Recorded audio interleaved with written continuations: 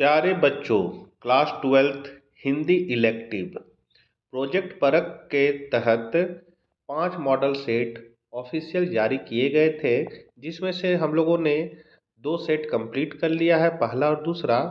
यदि आप लोगों ने उसे नहीं देखा है तो चैनल के डिस्क्रिप्शन में आपको उसका लिंक मिल जाएगा, या ऊपर आई बटन पर या वीडियो के लास्ट में उस का लिंक मिल जाएगा, वहां से आप लोग देख सकते हैं। इस वीडियो में हम लोग सेट 3 के प्रश्नों के उत्तर को देखेंगे। शुरू करने से पहले आपसे रिक्वेस्ट है कि चैनल पर पहली बार है तो जरूर सब्सक्राइब कर ले। तो चलिए हम लोग आज कुछ नया सीखते हैं। सबसे पहले आपका ऑब्जेक्टिव क्वेश्चन शुरू होता है अपठित गद्यांश से। तो यहाँ आपका क्वेश्चन दिया हुआ, आप इसको एक नज़र देख लीजिए। वीडियो लंबा ना हो जाए इसलिए हम लोग थोड़ा सा जल्दी जल्दी इसको देखेंगे। क्वेश्चन आपका, प्रस्तुत गद्यांश का वर्ण विषय हो सकता है, मतलब इसका विषय क्या हो सकता है। तो इसका आंसर हो जाएगा भूखमरी की समस्या। मतलब इसको आप कहानी को पढ़िएगा तो इसमें समझ में आ जाएगा कि भूखमरी पर ही ज़्यादा भाषण दिया गया है। तो यहाँ हो जाएगा आपका भूखमरी की समस्या। दूसरा क्वेश्चन है, भोजन एक महत्वपूर्ण विषय है तो किसके लिए। तो मनुष्य के लिए, पंछियों के लिए और पशुओं के लिए, तीनों के लिए है, तो उपर्युक्त सभी हो जाएगा। दुनिया के कितने लोग लगभग भूखे रह जाते हैं। तो करीब 70 करोड़ लोग। फिर है, 70 करोड़ में से लगभग कितने लोग भूखमरी जैसी स्थिति में पहुंच गए हैं। तो 25 करोड़। सामान्य खाद्यान्न उत्पादन के समस्या का कारण हो सकता है। तो जलवायु परिवर्तन और अत्यधिक बारिश, ये दोनों हो सकता है, इसलिए आपका ग हो जाएगा, क और ख दोनों। अब है अपठित पद्यांश है, वो गद्यांश था, अब पद्यांश है। तो मौसम आज पतंगों का है, नभ में राज पतंगों का है। मतलब मौसम जो है पतंग का है और बादल जो है वो भी है पतंगों का है। तो ये आप देख लीजिए। इसी से क्वेश्चन है, कौन सा मौसम आया है। तो यहाँ पर साफ लिखा हुआ है कि मौसम आज क्या है, पतंगों का। यहाँ पर मौसम क्या आज है, पतंगों का। तो आपका जो आंसर हो जाएगा यहाँ हो जाएगा पतंगों का। फिर है, आकाश में किन रंगों की पतंगे हैं। तो यहाँ पर देखिएगा, आप इसको पढ़िएगा तो यहाँ पर साफ लिखा हुआ है इंद्रधनुष के रंगों का है। इंद्रधनुष मतलब सतरंगी रंग। इंद्रधनुष 7 रंग का होता है, इसलिए हो जाएगा इसका आंसर सतरंगी रंग, सतरंगों की। फिर है, सबके हृदय में कैसा भाव है। तो पतंग उड़ाने की चाह है। पद्यांश का उचित शीर्षक क्या है। तो उत्सव मनाने का। उपर्युक्त पद्यांश के आधार पर नभ पर किसका राज है। तो पतंगों का। यहाँ से अब है पठित गद्यांश, मतलब आपका किताब से गद्यांश को लिया गया है। तो ये हरगोविंद का रोम रोम कलपने लगा, ये हरगोविंद है, बड़ी बहुरिया वाला। ये संबंधिया पाठ से आपका लिया गया है और इसी से आपको क्वेश्चन का आंसर देना है। तो इसको आप एक नज़र देख लीजिए। सीधे हम लोग प्रश्न पे चलते हैं। प्रस्तुत गद्यांश के लेखक कौन है। तो संबंधिया के लेखक जो है वो फणीश्वर नाथ रेणु है। तो यहाँ हो जाएगा फणीश्वर नाथ रेणु। तो 11 का क हो गया बच्चों। हरगोविंद का क्या कार्य था। तो हरगोविंद का काम था संवाद पहुंचाना। रोम रोम कल्पने लगना का क्या अर्थ है। तो अत्यधिक दुखी होना इसका अर्थ हो जाता है। प्रस्तुत गद्यांश किस पाठ से लिया गया है। तो संबंधिया पाठ से लिया गया है। अब है पठित पद्यांश। मुझे भाग्यहीन कि तू सबल, युग वर्ष बाद जब हुई विकल। तो ये आप पद्यांश को देख लीजिए बच्चों। सीधे हम लोग क्वेश्चन पे चलेंगे।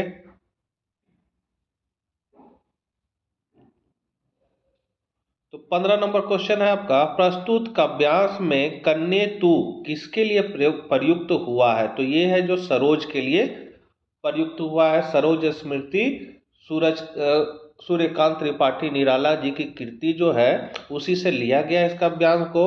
तो कन्ये तू का जो है वो प्रयुक्त हुआ है सरोज के लिए। उसके बाद है, गत कर्मों का अर्पण कर में कर्मों से तात्पर्य क्या है। तो पिता कर्म से। सबल शब्द का अर्थ है सहारा। प्रस्तुत पद्यांश के कवि कौन है। तो सूर्यकांत त्रिपाठी निराला। प्रेम धन की छाया स्मृति किस प्रकार का निबंध है। तो संरचनात्मक निबंध है। 12 मासा जायसी के किस महाकाव्य से लिया गया है। तो पद्मावत से लिया गया है। विद्यापति के नायक नायिका कौन है। तो राधा कृष्ण। राधा का मन अपने साथ कौन ले गया। कृष्ण। धनानंद के प्रेमिका का क्या नाम था? तो सुजान। सुजान सागर किसकी रचना है? तो धनानंद की। कोइया का दूसरा नाम क्या है? तो कुमुद। उज्जैन जाते समय लेखक को कौन सी नदी मिली? तो शिप्रा। अखबार की आवाज किसे माना जाता है? तो संपादकीय को।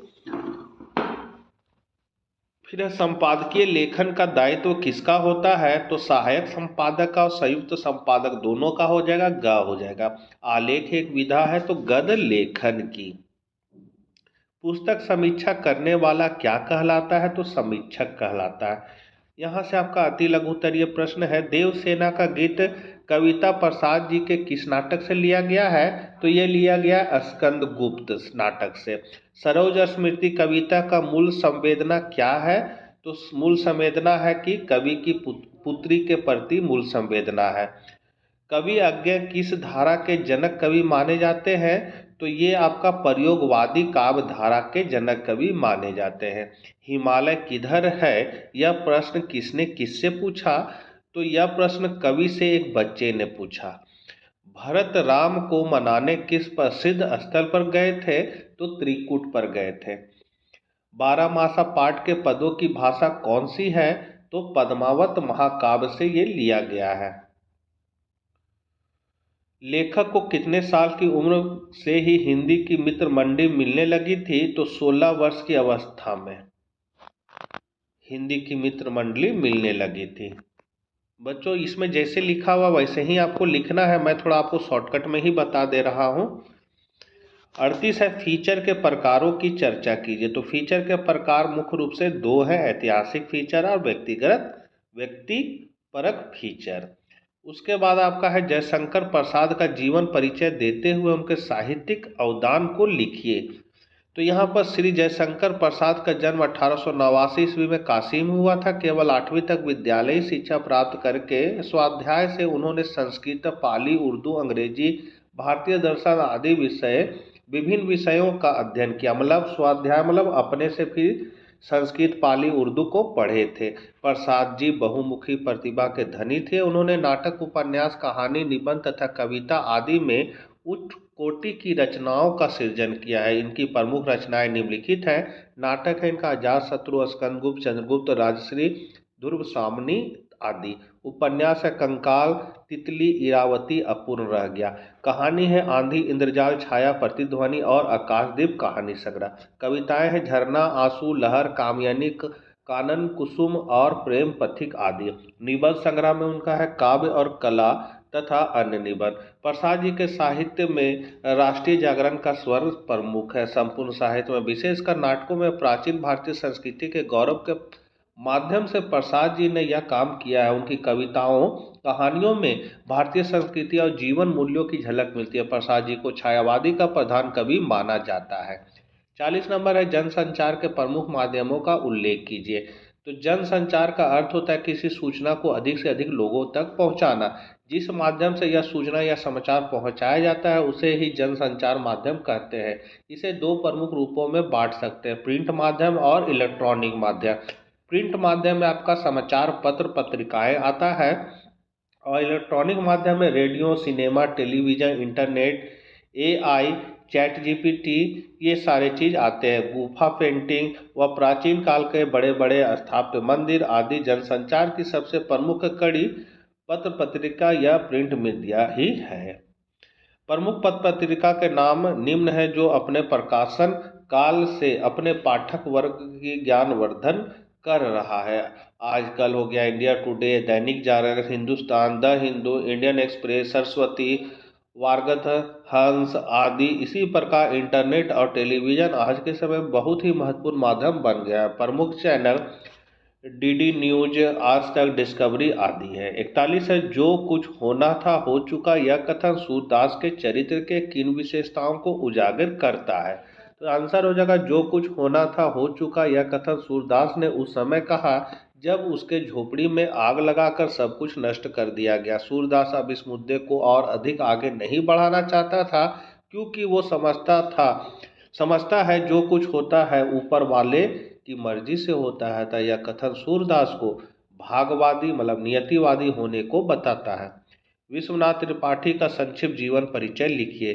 तो आचार्य विश्वनाथ त्रिपाठी का जन्म उत्तर प्रदेश के बस्ती जिला स्थित बिस्कोर गांव में 16 फरवरी 1931 में हुआ था। वे बिस्कोर में प्रारंभिक शिक्षा प्राप्त करने के पश्चात आगे की शिक्षा के लिए ये बलरामपुर चले आए।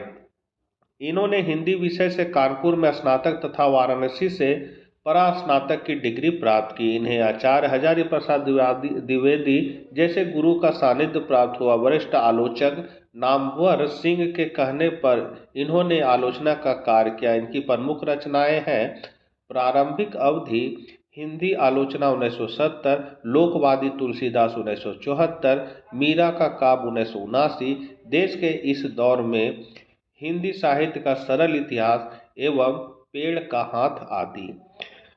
43 है संपादकीय लेखन से आप क्या समझते हैं? तो किसी अखबार के संपादकीय पृष्ठ पर प्रकाशित आलेख से है, जिसमें लेखक या संपादक वर्तमान चर्चित विषयों पर अपनी राय साझा करते हैं। संपादकीय किसी भी समाचार पत्र का अत्यंत महत्वपूर्ण भाग होता है या किसी ज्वलंत मुद्दे या घटना पर समाचार पत्र के दृष्टिकोण व विचार को व्यक्त करता है। संपादकीय संक्षेप में तथ्यों और विचारों की ऐसी तर्कसंगत और सुरुचिपूर्ण प्रस्तुति है जिसका उद्देश्य मनोरंजन एवं विचारों को प्रभावित करना या किसी समाचार का ऐसा भाष्य प्रस्तुत करना है जिससे सामान्य पाठक उसका महत्व समझ सके। संपादकीय को समाचार पत्रों का दिल और आत्मा माना जाता है। 44 है बसंत आया कविता में कवि की चिंता क्या है? तो मनुष्य ने भौतिक प्रगति के लिए प्रकृति को बहुत नुकसान पहुंचाया। कवि ने कहा है कि आज मनुष्य की प्रकृति से रिश्ता टूट गया है। ऋतुएं पहले की तरह अपनी व्यवस्था में चलती है, परंतु मनुष्य उनसे दूर हो गया। प्रकृति जो भी कभी मानव जाति का साथी था, आज उससे दूर है। मनुष्य के पास अत्याधुनिक सुविधाएं होने का साधन है, लेकिन प्रकृति की सुंदरता को देखने और महसूस करने की संवेदना नहीं बची है। यही नहीं जाना था कि आज के नगण्य दिन जानूंगा, जैसे मैंने आज जाना कि बसंत आया। ढेले चुन लो लघु निबंध का प्रतिपाद स्पष्ट कीजिए। तो ढेले चुन लो निबंध पंडित चंद्रधर शर्मा गुलेरी जी के द्वारा लिखा एक प्रसिद्ध लघु निबंध है जो रूढ़ियों एवं अंधविश्वासों का विरोध करती है और यह संदेश देती है कि हमें अपने बुद्धि विवेक के बल पर ही जीवन का निर्णय लेना चाहिए। लेखिका ने गंगा पुत्र किसे कहा है और क्यों?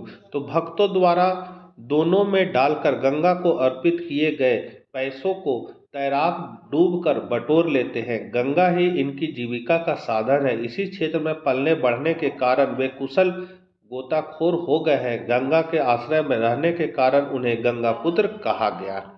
यहाँ से आपका दीर्घ उत्तरीय प्रश्न है, कुटज पाठ के आधार पर सिद्ध कीजिए कि दुख और सुख तो मन के विकल्प है। तो आंसर हो जाएगा व्यक्ति का दुख सुख इस बात पर निर्भर रहता है कि मन पर उनका नियंत्रण है या नहीं। सुख और दुख का चयन मन ही करता है। हम सुखी रहना चाहते हैं तो मन को अपने वश में कर ले, लेकिन जो अपने मन को अपने वश में रखते हैं तथा मन को साध कर उस पर सवारी करते हैं वह भी सुख दुख के फेर में नहीं पड़ते। कुटज इसलिए सुखी है क्योंकि वह मन पर सवार है, मन को अपने ऊपर सवार नहीं होने देता है। अगला है भैरव ने सूरदास की झोपड़ी क्यों जलाई? तो भैरव अच्छा आदमी नहीं था, वह अपनी पत्नी को मारता पीटता था। एक बार सुभागी उसकी पिटाई से बचने के लिए सूरदास की झोपड़ी में आकर छिप गई। भैरव उसे मारने के लिए सूरदास की झोपड़ी में घुस आया, परंतु सूरदास ने उसे बचा लिया। तब से वह सूरदास से द्वेष करने लगा तथा सूरदास के चरित्र पर लांछन लगाने लगा। वह सूरदास से इतनी ईर्ष्या करने लगा कि उसने सूरदास के अनुपस्थिति में उसकी झोपड़ी में घुसकर उसके रुपयों की पोटली चुरा ली और उसकी झोपड़ी में आग लगा दी। 39 है लेखक के अनुसार माँ और बच्चे का संबंध बहुत गहरा क्यों होता है? तो बच्चे और माँ का संबंध बहुत गहरा एवं पवित्र होता है। लेखक कहते हैं कि जब भी बच्चा रोता है या बच्चा अपनी माँ को मारता है तो माँ भी अपने बच्चे को कभी कभी वापस मारती है, लेकिन बच्चा फिर भी अपनी माँ से चिपका रहता है और माँ भी उतना ही प्रेम करती है। इन्हीं सब बातों से माँ और बच्चे का संबंध गहरा होता है। 50 है मालवा जैसे जल और अन्न से समृद्ध प्रदेश में सूखा पड़ने का उत्तरदायित्व किसका है? तो लेखक मानता है कि मालवा में पानी की कमी नहीं है। पुराने लोग तालाबों बावड़ियों में पानी एकत्र करते हैं, इससे गर्मी में पानी की जरूरत पूरी होती है। आज पश्चिमी शिक्षा पद्धति से पढ़े हुए योजनाकार तथा इंजीनियरों ने इस बात पर ध्यान नहीं रखा है। वे तालाब के पानी की सफाई करने के स्थान पर कीचड़ गाद भरने देते हैं।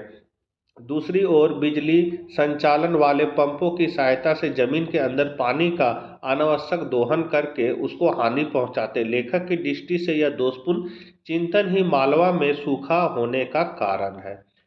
फिर है जनसंचार मुद्रित माध्यमों की खूबियों और कमियां बताएं। तो यहाँ पर पहले खूबी लिखा है, पहला है अपनी रुचि और समझ के अनुसार उस स्तर के शब्दों से परिचित हो सकते हैं। दूसरा है शब्दों को हम एक ही बार नहीं अनेक बार पढ़ सकते हैं। फिर है उनका अध्ययन चिंतन मनन किया जा सकता है। अगला है जटिल शब्द आने पर शब्दकोश का प्रयोग भी किया जा सकता है। और अगला है चाहे वह किसी भी सामग्री को लंबे समय तक सुरक्षित भी रखा जा सकता है। अब इसकी कमियां हैं कि अशिक्षित लोगों के लिए अनुपयोगी है। टेलीविजन तथा रेडियो की भांति मुद्रित माध्यम तुरंत घटी घटनाओं की जानकारी नहीं दे पाता है। अगला है महत्व एवं जगह की उपलब्धता के अनुसार किसी भी खबर को स्थान दिया जाता है। फिर है मुद्रित माध्यम में अशुद्धि होने पर सुधार हेतु अगले अंक की प्रतीक्षा करनी पड़ती, अन्य माध्यमों में तत्काल सुधार किया जा सकता है। और लास्ट क्वेश्चन है आपका संपादकीय लेखन की प्रक्रिया को स्पष्ट कीजिए।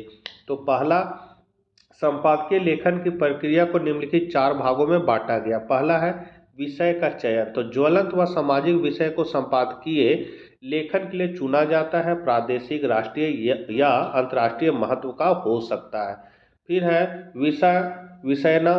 विषयानुरूप सामग्री का संकलन। तो विषय निर्धारण के उपरांत सामग्री का संकलन किया जाता है। संपादक दिन प्रतिदिन के घटनाओं पर पैनी नजर रखते हुए विभिन्न संदर्भ सामग्री के माध्यम से विषय वस्तु का संकलन करता है। फिर है विषय प्रवेश एवं विस्तार। तो संपादकीय के विषय प्रवेश में समस्या की ओर ध्यानाकर्षण किया जाता है। तदुपरांत तार्किक ढंग से विचारों एवं तर्क को प्रस्तुत करते हुए विषय वस्तु का विस्तार किया जाता है। अगला है विषय का निष्कर्ष। तो संपादकीय के अंतिम भाग में संपादक विषय घटना या मुद्दे पर अपनी राय अथवा विचार रखता है। यह राय अथवा विचार पाठक के मस्तिष्क को उद्वेलित करने वाला होता है। और लास्ट है शीर्षक। तो संपूर्ण लेखन के बाद संपादक अपने लेख के शीर्षक का निर्धारित करता है। शीर्षक निश्चित ही किसी लेख के लिए अति महत्वपूर्ण होता है, तथा संपादकीयों का शीर्षक पाठक को प्रभावित करने वाला और विषय समग्रता को अपने आप में समाहित करने वाला होना चाहिए। तो बच्चों ये था आपका हिंदी इलेक्टिव मॉडल सेट 3। आशा करते हैं वीडियो आपके लिए उपयोगी साबित होगा। तो मिलते हैं नेक्स्ट वीडियो के साथ। जय हिंद, जय भारत।